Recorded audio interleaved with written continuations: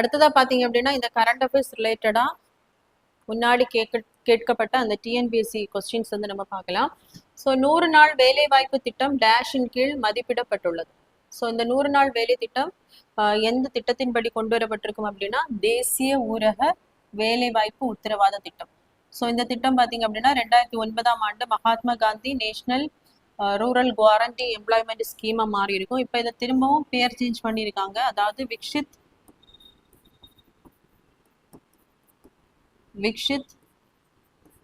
Bharat guarantee for Rozgar and Ajeevika mission. So அப்படின்னு பேர் change பண்ணியிருக்காங்க. அது மட்டும் இல்லாம 100 நாள் அப்படிங்கிறத 125 நாளாகவும் இப்ப வந்து இது மாற்றப்பட்டிருக்கு. ஸோ அடுத்த கொஸ்டின் பார்த்தீங்க அப்படின்னா ஒற்றுமையின் சிலை எங்கு நிறுவப்பட்டுள்ளது? ஸோ ஒற்றுமையின் சிலைன்னு சொல்லும்போது சர்தார் வல்லபாய் பட்டேல் அவர்களுடைய சிலை தான். ஸோ இங்கு எங்கு நிறுவப்பட்டுள்ளது அப்படின்னு பார்க்கும்போது குஜராத் மாநிலத்தில் இருக்கக்கூடிய வதோதரா அப்படிங்கிற இடத்துல தான் இது நிறுவப்பட்டுள்ளது. தேங்க்யூ.